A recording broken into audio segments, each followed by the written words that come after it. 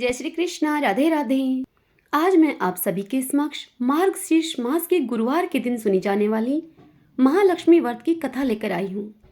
पद्म पुराण में कहा गया है कि जो कोई भक्त हर वर्ष श्री महालक्ष्मी जी का यह व्रत करेगा उसे सुख संपदा और धन का लाभ होगा। कुछ लोग इसे केसरी व्रत भी कहते हैं, परंतु इस व्रत में किसी खास परिधान की कोई आवश्यकता नहीं है। इसके अलावा महालक्ष्मी मंत्र, चालीसा, आरती इत्यादि का भी पाठ करना चाहिए अथवा सुनना चाहिए। आइए भगतजनों, अब हम श्री महालक्ष्मी गुरुवार के व्रत की कथा को सुनते हैं। ओम भगवती लक्ष्मी नमो नमः। ओम भगवती लक्ष्मी नमो नमः। इस कथा के श्रवण अथवा पठन से दुख दारिद्र्य का नाश होता है। श्री महालक्ष्मी माता की कृपा से सुख संपत्ति ऐश्वर्य प्राप्त होता है। मन की हर इच्छा पूरी होती है। श्री महालक्ष्मी माता के अनेक रूप तथा नाम हैं। भूतल में भी छाया, शक्ति, तृष्णा, शांति, जाति, लज्जा, श्रद्धा, कांति, व्रति, स्मृति, दया, तुष्टि, माता, अधिष्ठात्री एवं लक्ष्मी के रूप में स्थित हैं। उन्हें प्रणाम करते हैं। कैलाश पर्वत पर पार्वती, क्षीर सागर में सिंधु कन्या, स्वर्गलोक में महालक्ष्मी, भूलोक में लक्ष्मी, ब्रह्मालोक में सावित्री, ग्वालों में राधिका, वृंदावन में राशेश्वरी, चंदन वन में चंद्रा, चंपक वन में गिरिजा, पद्म वन में पद्मा, माल्टियों में मालती, कुंदन वन में कुंददंती, केतकी वन में सुशीला, कदम्ब वन में कदम्बमाला, राजप्रसाद में राजलक्ष्मी और घर घर में गृहलक्ष्मी इन विभिन्न नामों से पहचानी जाती हैं। इस तरह से सर्वथा चारों ओर सर्वभूत में सुपरिचित माता श्री महालक्ष्मी की यह कथा है। भारत के सौराष्ट्र देश में द्वापर युग की यह कहानी हुई है। सौराष्ट्र में उस समय भद्रशर्वा नाम के राजा थे। वे राजा बड़े ही पराक्रमी थे। 4 वेद, 6 शास्त्र, 18 पुराणों का उन्हें ज्ञान था।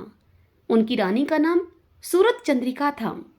रानी दिखने में तो बहुत सुंदर और सुलक्षणा थी तथा पतिव्रता भी थी। वह उन दोनों को 7 पुत्र तथा उसके बाद एक कन्या का वरदान मिला था। कन्या का नाम श्यामबाला था। एक बार महालक्ष्मी जी के मन में आया कि जाकर उस राजा के राजप्रसाद में रहे। इससे राजा को दुगनी धन दौलत की प्राप्ति होगी और वह इस धन दौलत से अपनी प्रजा को सुख और अधिक दे पाएगा। यदि गरीब के घर में वह रहे तो उसे धन दौलत प्राप्त हो। वह स्वार्थी की तरह केवल अपने ऊपर ही खर्च करेगा। यह सोचकर माता लक्ष्मी ने बूढ़ी ब्राह्मण स्त्री का रूप धारण कर लिया। हाथ में लाठी लिए लाठी के सहारे रानी के द्वार तक वह पहुंची। यद्यपि उन्होंने बूढ़ी औरत का रूप धारण किया हुआ था, पर उनके चेहरे पर देवी का ही तेज था। उन्हें देखते ही एक दासी सामने आई। तत्पश्चात उस दासी ने उनसे उनका नाम, धाम, काम और धर्म पूछ डाला। वृद्ध ब्राह्मणी का रूप धारण किए हुए माता लक्ष्मी ने उससे कहा कि बालिके, मेरा नाम कमला है। मेरे पति का नाम भुवनेश है। हम द्वारका में रहते हैं। तुम्हारी रानी पिछले जन्म में एक वैश्य की पत्नी थी। वह वैश्य गरीब था। दारिद्र्य के कारण हर रोज उनके घर में झगड़े होते थे तथा उसका पति उसे रोज मारता था। इन बातों से तंग आकर वह घर छोड़कर चली गई तथा वन जंगल में खाली पेट वह भटकने लगी। उसकी इस दुर्दशा पर मुझे बड़ी दया आई। तब मैंने उसे सुख संपत्ति देने वाली श्री महालक्ष्मी की कथा सुनाई। मेरे कहने पर उसने श्री महालक्ष्मी का व्रत भी किया। श्री महालक्ष्मी प्रसन्न हुई। उसकी गरीबी दूर हुई। उसका घर संसार, दौलत, संतति, संपत्ति से भर गया। बाद में पति पत्नी दोनों परलोक सिधार गए। लक्ष्मी व्रत करने के कारण वे लक्ष्मी लोक में रहे। उन्होंने जितने साल महालक्ष्मी का व्रत किया उतने साल उनको सुख भोगने को मिला। इस जन्म में उसका जन्म राजघराने में हुआ है, परंतु वह श्री महालक्ष्मी का व्रत करना भूल गई है। उसे यह याद दिलाने के लिए मैं आई हूँ। बुढ़िया की बातें सुनकर दासी ने उन्हें प्रणाम किया तथा श्री महालक्ष्मी का व्रत किस तरह से किया जाए इस बारे में उससे पूछा। तब बुढ़िया रूप धारण किए हुए श्री महालक्ष्मी माता ने दासी को पूजा की विधि तथा सब महिमा श्री माता लक्ष्मी की बताई।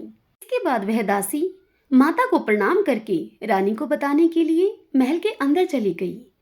राजवैभव में रहते हुए रानी को अपने ऐश्वर्य का बहुत घमंड हुआ था। संपत्ति तथा अधिकार की वजह से वह उन्मत्त हो गई थी। दासी के द्वारा बताई गई बुढ़िया माई की बातें सुनकर वह आग बबूला होकर राजद्वार पर आकर बुढ़िया रूपी श्री महालक्ष्मी पर बरस पड़ी। उसे यह ज्ञात नहीं था कि स्वयं श्री महालक्ष्मी बुढ़िया माता का रूप धारण करके द्वार पर आई हैं, परंतु रानी का इस कदर रुखा बर्ताव देखकर तथा अपना अनादर देखकर माता ने वहां ठहरना ठीक नहीं समझा और वे वहां से चली गईं। तब राह में उन्हें राजकुमारी श्यामबाला मिली। उन्होंने श्यामबाला को सारी बात बताई। श्यामबाला ने अपनी ओर से श्री महालक्ष्मी माता से क्षमा मांगी। माता को उस पर दया आ गई। उन्होंने श्यामबाला को श्री महालक्ष्मी व्रत के बारे में बताया। उस दिन मार्गशीर्ष मास का पहला गुरुवार था। श्यामबाला ने परम श्रद्धा भाव से श्री महालक्ष्मी का यह व्रत रखा। फलस्वरूप राजा सिद्धेश्वर के सुपुत्र मालाधर से श्यामबाला का विवाह हुआ। वह धन दौलत ऐश्वर्य वैभव से मालामाल हो गई। पति के साथ ससुराल में आनंद से वह दिन बिताने लगी और इधर श्री महालक्ष्मी का रानी पर प्रकोप हुआ। फलस्वरूप राजा भद्रशर्वा का राज्य एवं राज कारोबार नष्ट हो गया। यहाँ तक कि खाने के भी अब लाले पड़ गए। ऐसी हालत में एक दिन रानी ने राजा से निवेदन किया कि हमारा दामाद इतना बड़ा राजा है, धनवान भी है, ऐश्वर्यशाली है, क्यों न हम उसके पास जाएं, अपना हाल उसे बताएं जाकर, वह जरूर हमारी मदद करेगा। राजा भद्रशर्वा को भी रानी की यह बात ठीक लगी।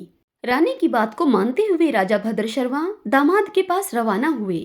एक तालाब के किनारे थोड़ी देर विश्राम लेने के लिए वह वहां ठहरे। तालाब से पानी लेने के लिए आते जाते हुए दास दासियों ने उन्हें देखा। तत्पश्चात दासियों ने राजा से उनका परिचय पूछा। पूछताछ में पता चला कि वह रानी श्यामबाला के पिता हैं। तत्पश्चात दासियां दौड़ती हुई रानी श्यामबाला के पास जाकर उन्हें सारी बात बता देती हैं।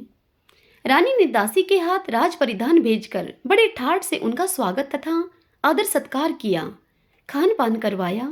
जब वे लौटने लगे तो सोने की मोहरों से घड़ा भरकर दे दिया। राजा भद्रशर्वा जब वापस लौटे तो उन्हें देखकर रानी सूरज चंद्रिका बड़ी खुश हुई। तत्पश्चात रानी ने सोने की मोहरों से भरे हुए घड़े का मुंह खोला और फिर अपना माथा पीटने लगी, क्योंकि घड़े में धन के बदले कोयले मिले उसे। यह सब श्री महालक्ष्मी के प्रकोप से हुआ। इस प्रकार दुर्दशा में उनके और कई दिन बीत गए। इस बार रानी स्वयं अपनी कन्या के पास गई। वह दिन अगहन मास का अंतिम गुरुवार का दिन था। श्यामबाला ने श्री महालक्ष्मी का व्रत किया हुआ था। उनकी पूजा की, अपनी माता से भी यह व्रत करवाया। तत्पश्चात रानी सूरज चंद्रिका अपने घर आई। घर आने पर श्री महालक्ष्मी का व्रत रखने से उसे फिर से अपना राजपाट, धन दौलत और ऐश्वर्य की प्राप्ति हुई। वह फिर से सुखी, शांति, आनंद में जीवन को बिताने लगी। कुछ दिनों के बाद राजकन्या श्यामबाला अपने पिता के घर आई। उसे अपने घर में आया हुआ देखकर सूरज चंद्रिका को पुरानी बातें सब याद आई। यही कि श्यामबाला ने अपने पिता को कोयलों से भरा हुआ घड़ा दिया था और उसे तो कुछ भी नहीं दिया था। इसी कारण श्यामबाला को पिता के घर आने पर उसका कोई भी आदर सत्कार नहीं हुआ, बल्कि अनादर ही हुआ। पर उसने इस बात का भी बुरा नहीं माना। अपने घर लौटते समय उसने पिता के घर से थोड़ा सा नमक ले लिया। अपने घर लौटने पर उसके पति ने उससे पूछा कि अपने मायके से क्या लाई हो। इस पर श्यामबाला ने अपने पति को जवाब दिया कि मैं तो वहां का सार लाई हूँ। तब श्यामबाला के पति ने उससे पूछा कि इस बात का क्या मतलब हुआ। तब श्यामबाला ने अपने पति से कहा कि थोड़ा धीरज रखिए, सब मालूम हो जाएगा। उस दिन श्यामबाला ने सारा भोजन नमक डाले बिना ही बनाया और फिर अपने पति को और स्वयं के लिए परोसा। पति ने खाना चखा। सारा खाना बिना नमक का था, इसलिए उन्हें भोजन करने में कोई स्वाद नहीं आया। फिर श्यामबाला ने थाली में नमक डाला। इससे सारा भोजन स्वादिष्ट लगने लगा। तब श्यामबाला ने अपने पति से कहा कि यही है वह मायके से लाया हुआ सार। पति को श्यामबाला की बात सही लगी। फिर वह दोनों हंसी मजाक करते हुए भोजन करने लगे।